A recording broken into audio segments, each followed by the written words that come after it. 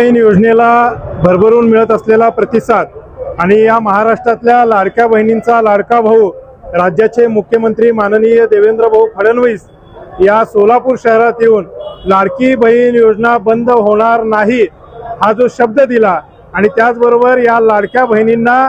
लखपती दीदी बनवा असं जे आवाहन केलं त्याचा परिणाम त्याचबरोबर या देशाचे प्रधान सेवक नरेंद्र दामोदरदास मोदी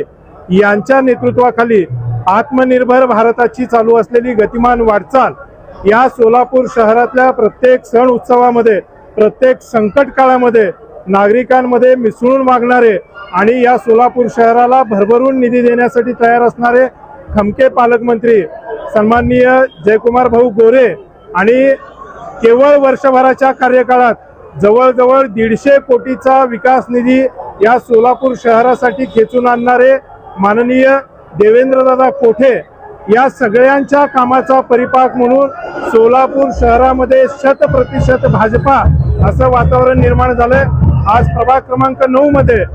भारतीय जनता पार्टीचे अधिकृत उमेदवार शेखरजी इगे, कादंबरीताई मंजेली, पूजाताई वाडेकर आणि मेघनाथजी येमूल या 4 उमेदवारांसाठी ही भव्य अशी पदयात्रा निघालेली आहे। या पदयात्रेला सुद्धा खूप चांगला प्रतिसाद इथं नागरिकांकडून मिळतोय। या 4ही उमेदवारांचा अतिशय प्रचंड मताधिक्याने विजय होईल आज ही ग्वाही मी दाजीपेठ इथल्या गणरायाच्या साक्षीने आपल्या सगळ्यांना देतो। धन्यवाद।